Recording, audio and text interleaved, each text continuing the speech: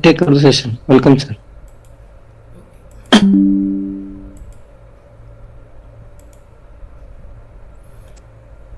Next, we will discuss about the diseases of the stomach. The first thing is distended stomach. Now, abdominal distension as such can occur due to multiple factors like the presence of the fluid in the abdomen or flatus, fat in the abdomen while pregnancy or feces. But when it comes to the question of gaseous distension, which is a very common thing, it's a very common thing, and the gaseous distension of the abdomen also is now identified as a specific diagnostic entity by the ICD. ICD codes for gaseous distension are now detailed, like flatulence and related conditions are and abdominal distension, gas pain, erections, flatulence. These are all now established diagnostic conditions. Even psychogenic aerophagy also is considered as established diagnosis. Earlier it was not considered as established diagnosis, it would be considered as a symptomatic condition. Anyway, and this is a very common thing, and that's exactly which occurs due to the variations in the food or maybe the digestive capacity, or at times it could be due to the psychological conditions. And often it's due to excess of food also. And this is exactly what's mentioned in the Samhita as the Vriddhi Lakshana, Dosha Vriddhi Lakshana. Tatra Sanchitana Khaladoshanam Sabdapurna Kostata, Pitavabhasata, Mandoshmada, Anganam Chaguram, Alastyam, Jaikaran Dveshastiti, which is a very common phenomena. And virtually there is no need of treatment, medical treatment as such, because once you take care of the food, maybe just miss a meal next day, it will be fine. So that's exactly the issue, and there is no need of any specific curative treatment. The food habits have to be modified. If at all still there is a need of treatment, instead of going for any specific medicines, I will be suggesting, like if the patient has dissensions, then ginger or pepper, etc. Rarely Agnitundi. Or if there are erections, it could be cumins, pudina, etc. or Sudashekara. Flatulence, it's warm water or buttermilk, etc. or Avipattigala Churna. Actually, there is no need of medicine for that. Now, the same which goes for the next stage, it results in what we call as the gastroparesis, a continuous dilatation of the stomach or a distension of the stomach, which is not related to food alone, or even after you take care of the food, the distension doesn't reduce, and that's what we call as the gastroparesis, where there is some abnormality of the movement of the stomach. But again, objectively, you may not find much of the signs except the distension of the stomach. Size of the stomach could be slightly more. And that's the situation where the patient would have either heartburn, acid reflux conditions, like acid reflux occurs as a result of the abnormality of the pressure differences or the pressure gradient between the esophagus and the stomach. And in a gastroparesis, the total gastric pressure would be reduced, as well as the sphincters become relaxed, and hence it can be a cause for the acid reflux. Patients may have nausea, at times vomiting, where the patient may have undigested food which was taken a few hours earlier. Many times it could be a food intolerance, like the moment he starts eating, even with a small quantity, the patient may feel that the full abdomen is full. Abdominal pain also can occur, bulging, loss of appetite. When the same continues for a long time, it could be like weight loss or malnutrition. Even there could be changes in the blood sugar level. Often it could be like the patient may have a hypoglycemia. The sugar level could be slightly lesser in patients of gastroparesis. Or in a patient who is diabetic, there could be rapid fluctuations. At times it could be very high blood sugar level, suddenly it becomes lower. So that kind of issues tend to occur in case of gastroparesis condition. The causes for gastroparesis are, the one main is the diet, the food habits. Then the other diseases like diabetes, hypothyroidism, or a patient who have undergone abdominal surgery, infections in the body throughout, medicines like antidepressants or narcotics, connective tissue disorders, nervous system disorders like Parkinson's, multiple sclerosis. Women are more likely to develop gastroparesis than the others. That's the usual causes. The advice for them would be treatment for that gastroparesis, which again is quite common, would be eat smaller meals instead of 3 meals a day, have 5 or 6 smaller meals throughout the day, chew food completely, choose cooked vegetables and fruits over raw uncooked fruits vegetables. Avoid high fiber vegetables and fruits like broccoli, and avoid fatty foods. Then your food or eat soups if liquids are easiest to swallow. Better swallow the liquid as such, or maybe have a mixie, just grind that with the mixie and then take it. Drink plenty of water, take a walk, or avoid alcohol, smoking, or carbonated beverages. Try not to lie down within 2 hours of eating. These are the general advice, and majority of the patients can be better managed with these advices only. There is no need of any medicine. But if at all the patient demands for medicine, at times it could be like you cannot just avoid giving the medicine. What I would prefer would be Agni Tundi, Godanti and Avipatika Churna as usual, and a short duration treatment would be enough. But more than the medicines, it's the other protocols which are important. And if the patient has underlying disease like diabetes, that needs to be taken care of. That's about the treatment. Then comes the dumping syndrome. Now, dumping syndrome nomenclature itself is a bit of confusing issue. Earlier, the dumping syndrome was considered to be a disease which occurs only in the postoperative phase. It was considered as a complication of gastrojejunostomy. But later on, now the dumping syndrome is considered as a clinical diagnosis even in patients who have not undergone gastric surgery. So earlier dumping syndrome was considered as a complication of the gastrojejunostomy surgery only. Now the things are modified, and the dumping syndrome is categorized into two categories: early syndrome and later syndrome. The basic important factor of the dumping syndrome is the absorption and digestion of the food in the stomach becomes abnormal. Normally, once the food gets into the stomach, the food gets mixed with the juices of the stomach, and the osmolarity of the fluid in the stomach would be maintained in such a way that the absorption can occur from the absorption of the electrolytes as well as the nutrition can occur from the stomach into the body. But in case of the dumping syndrome, this mechanism is affected and the food in the stomach becomes hyperosmolar, resulting in the reabsorption of the fluid from the body into the stomach. So there will be a reverse fluid flow or a reverse flow of the nourishment, even the nutrition, and that results in what we call as the dumping syndrome. Earlier it was considered to be only a complication of the surgery. Now it occurs even in non-surgical patients because of maybe their lifestyle, and most important is those who take the proton pump inhibitors for a long duration irregularly. They tend to develop these kinds of symptoms quite frequently. The symptoms would occur like, again, categorized into two categories. Early symptoms will be the moment you take the food, you feel like sleepy, desire to lie down, or many times it will be weakness. So generally, once you take the food, you would expect to be more alert and having more energy.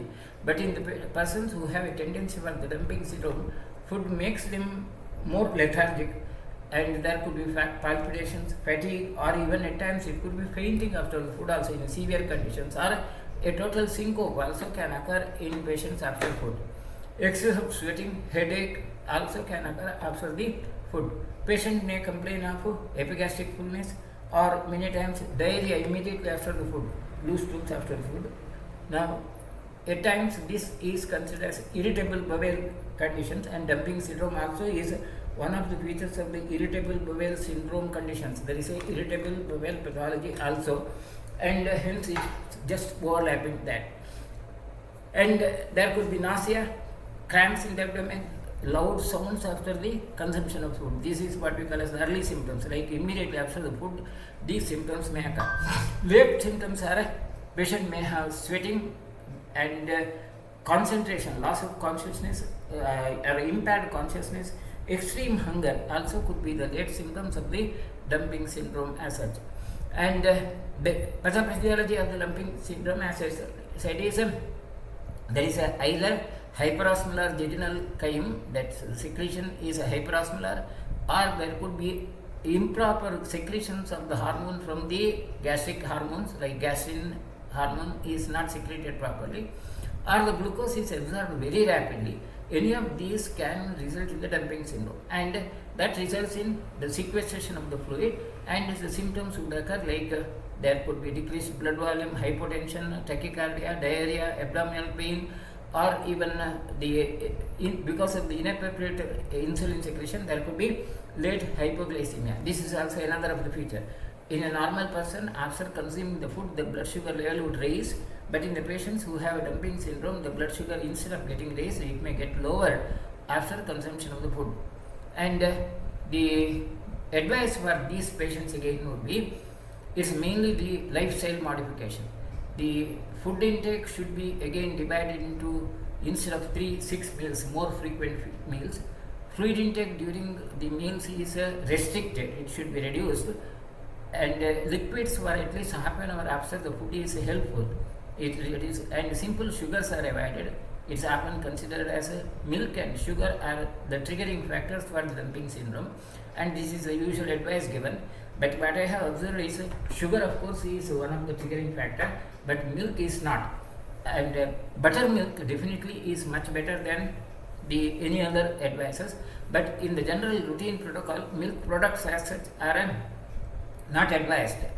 But what I have observed, particularly in our conditions, in Indian conditions, buttermilk helps a lot. Then carbohydrates like they have to be reduced. Protein and fat contents are increased in the diet. Dietary fiber also has to be enhanced. A fibrous diet has to be given. And most of the patients may have mild symptoms and they respond well to dietary manipulations. But if there is a severe postprandial hypotension, lying supine for 30 minutes after the meals may help in gastric emptying, and this kind of a habit also may be advised. The symptoms can be better controlled. What I have seen is with Arogyavardhini, Kamadga, Draksharishta or Drakshavaleha would be the usual prescriptions which I give, and the patients would tolerate better and symptoms can be relieved significantly with this type of the treatment protocol. The gastroesophageal reflux or dumping syndrome instances are now increasing, and India is one of the regions where the incidence is quite high. Now, this is an important issue. With the recent meta-analysis, the observation is the distribution of these lesions, and it's related to the food habits, the spicy food habit, irregular food habit, and so on. And the other important cause is a lack of physical activity. The two major important causes are the diet, particularly the fast food and other factors, and the lack of physical activity. And lack of physical activity has become an epidemic in Eastern countries. In India, as per the data, it's very important is the around 72% of boys were not sufficiently active in 2016. The amount of the exercise done is very low, and it's considered as an urgent action is needed to increase the physical activity levels in girls and boys between 11 to 17 years. This is the current situation as per the observations by the WHO, and this is more specific in India. Even throughout the globe it's a problem, but in India this has become a real issue due to maybe the economic development and so on.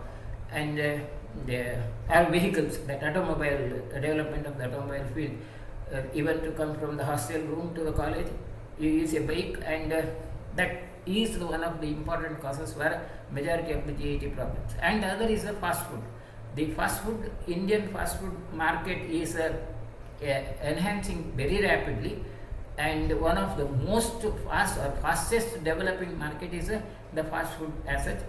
And consumption of this fast food itself would be one of the causes for this sudden increase, rapid increase of the GIT problems in the Eastern countries, in India particularly.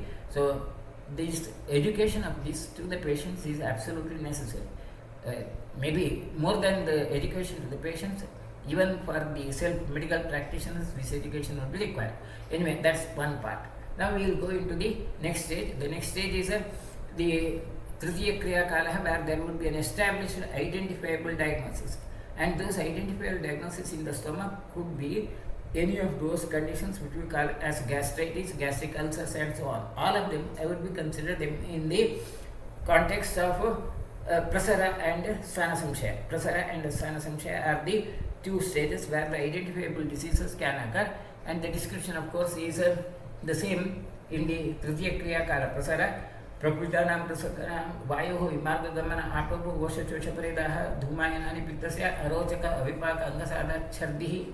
So there is a group of symptoms, and the varieties could be like Sushil says there are 15 varieties of the clinical presentation. Though we may not be able to make out that 15 varieties of the diagnosis, at least a majority of those prasaravastha conditions can be identified, and one of them is the dyspepsia as such. Dyspepsia is a persisting symptoms of a dislike for the food, and arochaka is one of that signs of the same, the prasaravastha. And earlier dyspepsia was considered as only a symptom, not as a diagnosis. But now the ICD code has accepted dyspepsia as a symptom and as a functional pathology of the stomach. Arochaka as such occurs due to bhavet doshehi jihva hridaya samshehi sannipateya manasa santapena cha panchamaha. The arochaka can occur due to the doshas, as well as most important is the manasantapa, the stress, psychological stress. And in a large number of the patients, what we see is the psychological stress being the cause for that dyspepsia, majority of the patients, more than any real gastric pathology.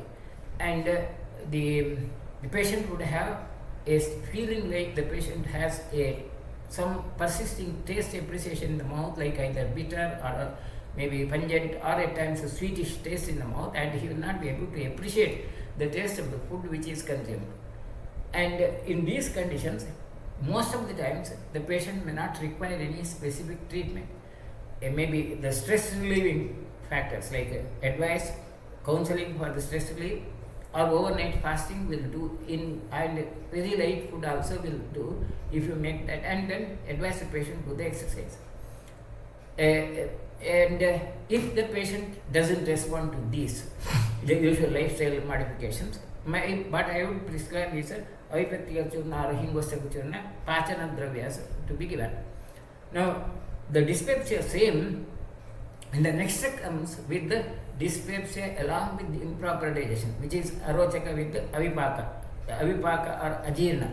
So, in that condition, avipaka condition, again dyspepsia would be that abnormal taste appreciation would be there, and along with that there would be bhakta upaghata, malnourishment or absorption of the food would be affected. So doshehi pradam sahachitta viparyacha bhaktayaneshu hrudicha avatate prakadam na anne ruchihi bhavati. That's a usual symptom.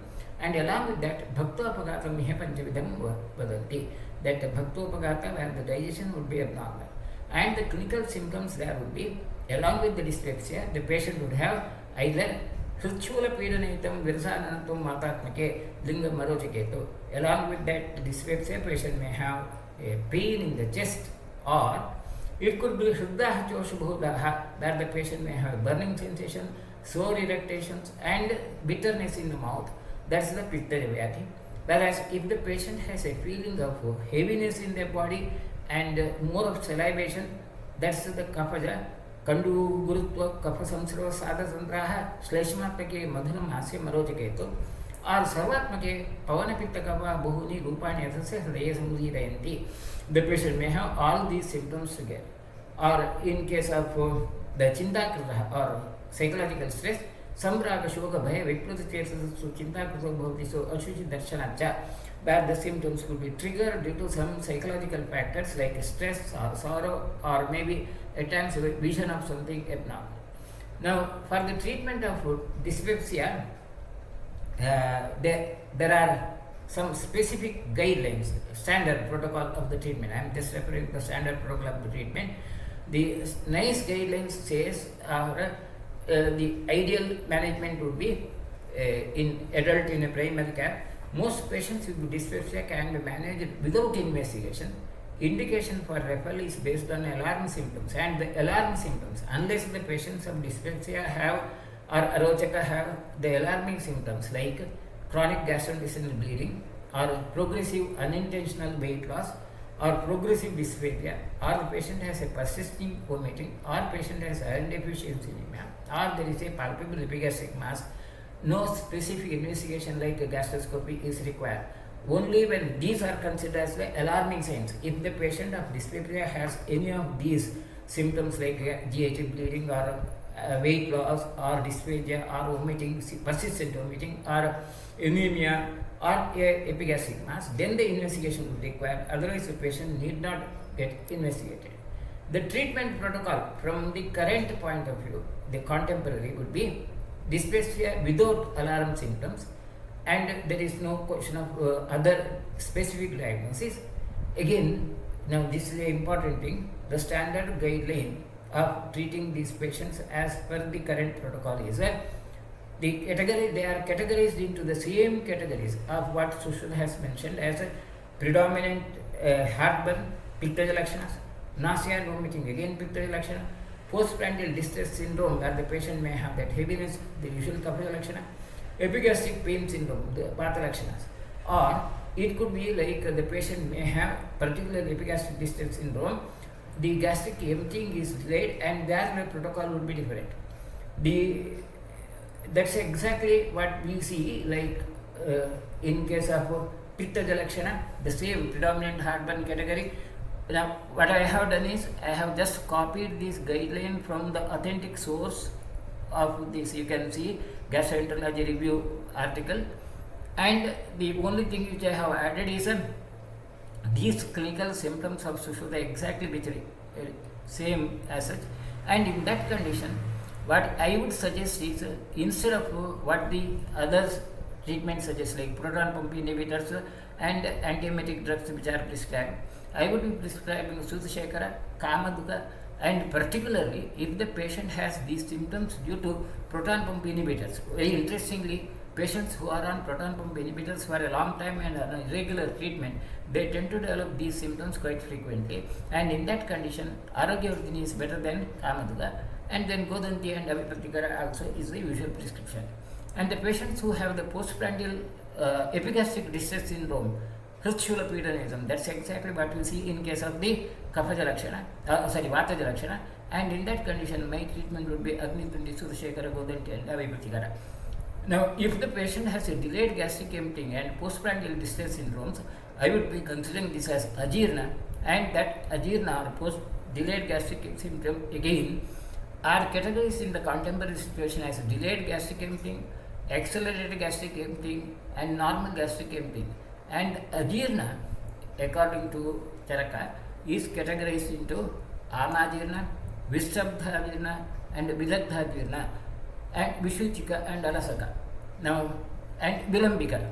See, Ajirnam, Amam, Vishabdham, Vidagdhanti Adiridam, Vishuchi, Alasakau Tasmat, Bhavetchapi Vilambika. Vilambika, the word itself suggests delayed gastric emptying, and Vishuchi is where there is an accelerated gastric emptying. Now, in these conditions, the protocol of the treatment in the current situation is you may have to give prokinetic drugs like which help in regulating the motility of the stomach.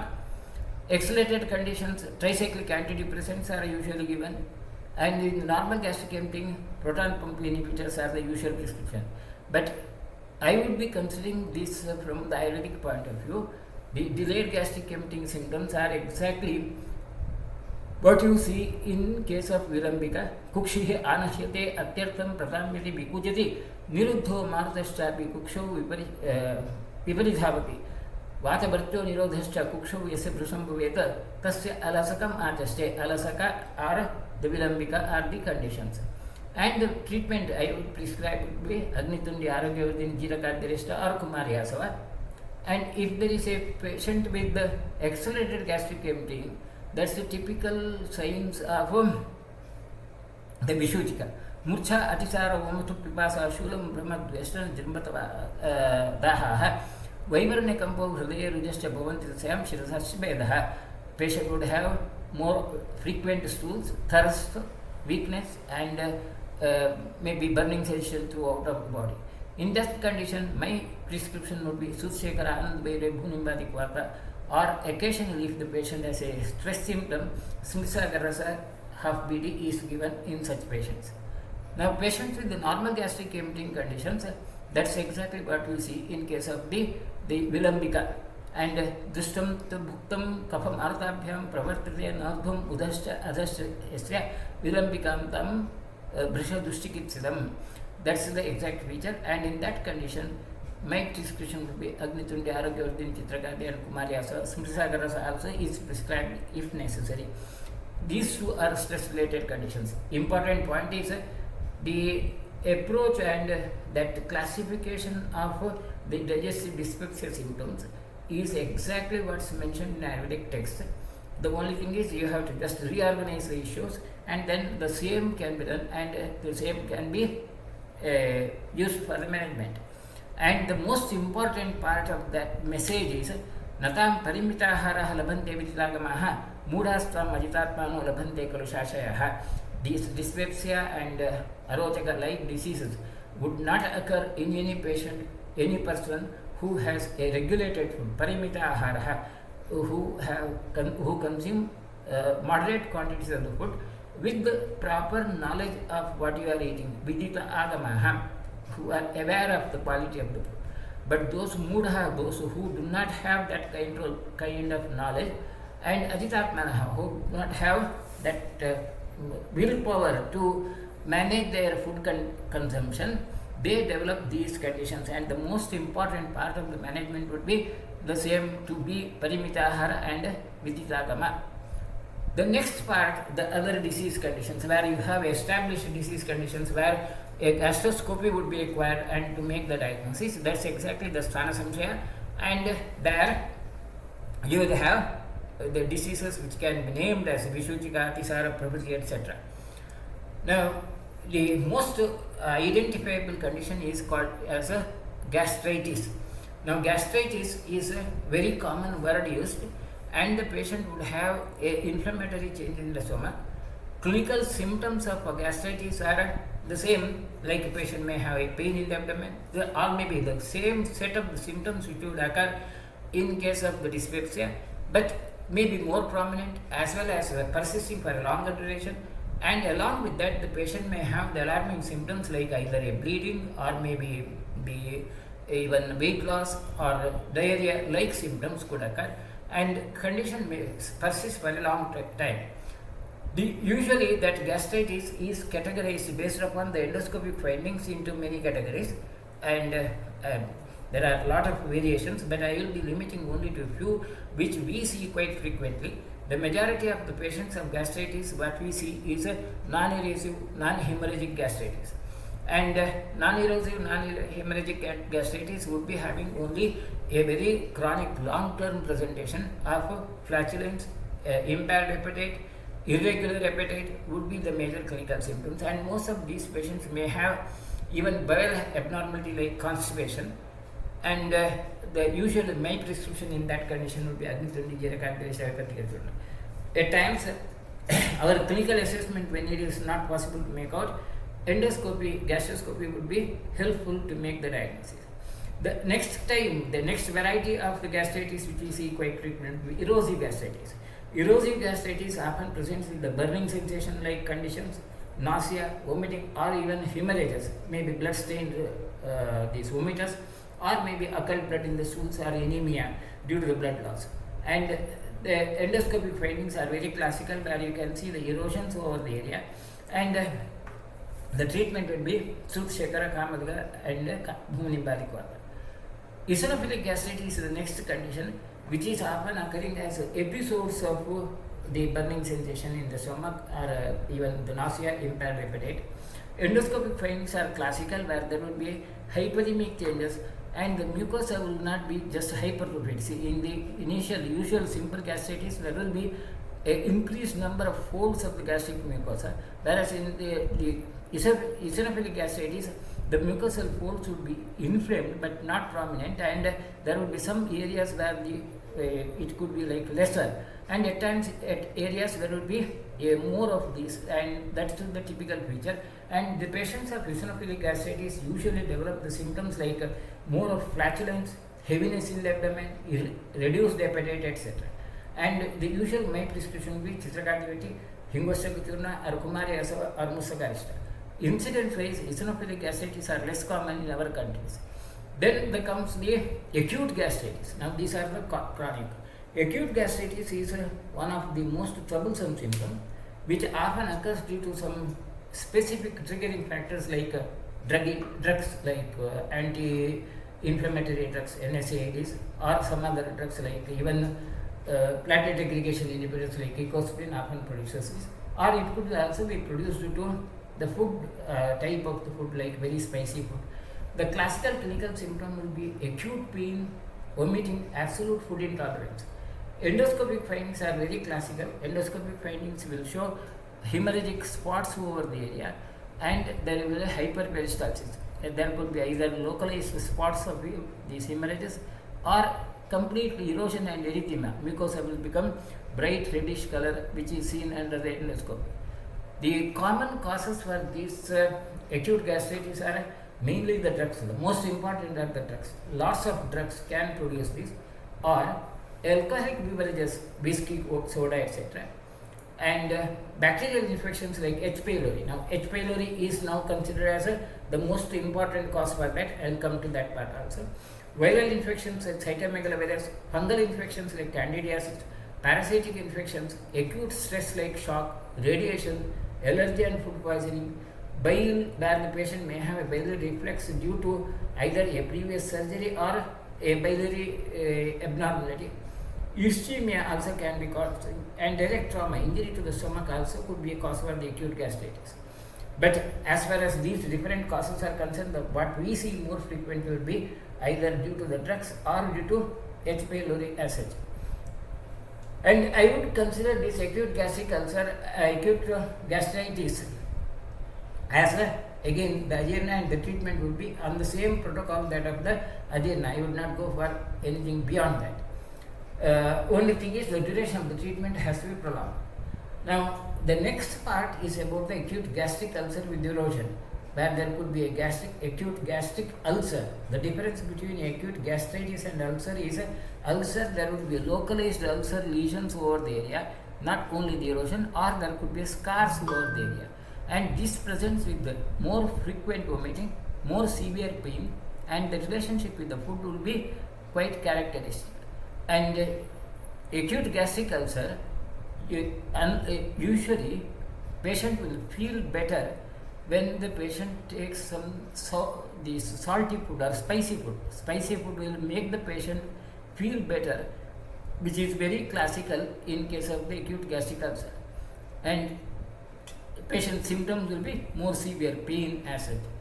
Now, the usually history would be patient would have some history of irritant substances. Relationship with the food is not consistent, in the sense at times it could be the immediate after food the patient would vomit, at times it could be vomiting may become less frequent, irregular appetite would be the symptoms, and in this condition the duration of the treatment would be minimum 3 months, and my prescription would be Agnitundi Chitrakarya and Avipatigara, or Agnitundi Arogyavardhini and Avipatigara could be the symptom. Now, the same acute gastric ulcers also can present with the curling ulcers. Curling ulcers are more dangerous, which often occur in the patients who are bedridden, and many of the stroke patients, they develop these stress ulcers, or any other stressful conditions. Burn patients with burn also have a very high risk of the hemorrhage there. It's characteristically sudden onset, and the patient would have evidence of the bleeding. Either it could be blood in the vomiting or the occult blood in the stools. Pain after food would be the characteristic feature. This is the typical feature of a pittaja ajirna lakshana. Trishna, daha, arati, svela, katu, amla, lavanaparam, shulam, shitashama prayam. Usually the patient would feel better with the cold drugs, cold substances, ice cold drinks, etc. When you do the gastroscopy, there will be deep ulcers with bleeding and which we call as a curving ulcers. The total surface would be very fragile. The most important is the risk. There is a very high risk of hemorrhage, particularly if the patient is on stress. The high risk of hemorrhages are there, and in such patients, many times the proton pump inhibitors or maybe the H2 receptor blockers may have to be prescribed along with the glucocorticoids. Glucocorticoids also would be necessary to save the life of the patient. I don't say that the patient can manage it only with our drugs. But suppose the patient has crossed over that risk of hemorrhage, acute condition has been crossed over, and the patient's condition is stabilized. In that condition, my prescription will be Sudhshekara, Kamaduga and Avipatikara or Bhunibadikvata. Recurrence rates also are high as such. Then comes the chronic gastritis. Chronic gastritis where the symptom may present with a very long time, and again we will be categorizing them based upon the endoscopic findings as atrophic gastritis or hemorrhagic gastritis, and atrophy with the erosion or without erosion. Now atrophy with the erosion, the gastroscopic findings are very classical, where you will be seeing the lesser number of mucosal folds with the erosion, and a large number of patients where we do the gastroscopy would have these kinds of features, and in that condition the usual prescription would be Agnitundi Sudhshekara Vipatikara, very common prescription which we do. And in the patients who have chronic hemorrhagic gastritis, where there could be hemorrhages, you may see the blood stains again after see such symptoms, where the patient may have the majority of the Pittaja or Raktaja Lakshanas, and my prescription would be Sudhshekara, Kamadika, Bhunimbadi, Ushirasana. These the only difference between these two in the clinical evidence would be the anemia, evidence of the blood loss in hemorrhagic, whereas in erosive that it may not be. It may be anemic also, it may not be. And a chronic atrophic gastritis, which I would consider as Vata Kapha, where there would be a completely bald and relatively pale gastric mucosa, the outcome is very poor, and none of the medicines, not even Ayurvedic treatment or the modern medical treatment, would help in a complete resolution. But the patient can feel better temporarily at least, would be Agnitundi, Chitrakadi, Avipatikara. Or if the patient doesn't respond to this treatment, I will be preferring a Virechana with the Snehana with the Sukumara Ghatha also in such patients, may help in reducing the symptoms. I don't say that the patient can be cured completely once the atrophy has occurred. Atrophy again can be categorized or even severely can be categorized into the different classification, and the common classification which you use a Kimura Takimoto classification, which you usually see like in the usual endoscopy findings, or Kyoto classification. This also is called as Kyoto classification, which is now categorized into C1, C2, C3, and the features as such. The features would be, if the atrophy is limited to antrum alone, that's considered C1, which is comparatively better. C2 is atrophy is limited to minor area or lesser curvature over the surface. C3 is atrophy exists in the major area of the lesser curvature, then it becomes more severe. Then the other would be atrophy extends beyond the fundus, then it is categorized as O1, where atrophy extends over the fundal area. O2 is a atrophic of the body of the stomach and anterior oral, and O3 is atrophy is widespread. These O categories are often difficult to be treated. The outcome would be poorer. Then another common condition which we see now quite frequently is a proton pump inhibitor related gastric mucosal changes. This is very common. Patients who consume proton pump inhibitors regularly, they develop different sorts of the complications. One of the frequent complications is this, where you will see minor follicular hypertrophies over the stomach mucosa, either large numbers or a few, or there could be even stasis of the food material which was consumed. These are very classical, and incidents of these are now frequently seen. And these, in these conditions, the main part of the treatment, the majority of the patients who come to Ayurvedic treatment also would be of this category. And now this has become a established diagnosis. ICD code of T47 is for this exactly the condition where the patient consumes proton pump inhibitors regularly for a long duration. And the treatment would be, I would consider this as Tizoshara, and the outcome absolutely is poor. Aragyavartini Aditya Kumari and the Virechana could be the protocol of the treatment which I would prefer in such conditions. And the incidence of that proton pump inhibitors induced gastric pathology is increasing. The market value of proton pump inhibitors also is increasing, and as per the data, India and the other eastern countries, they are the areas where this kind of a pathology is quite high, and there is a need for review of this kind of a medical approach. With this we conclude today. We will go into the next peptic ulcers or chronic ulcers in the next session.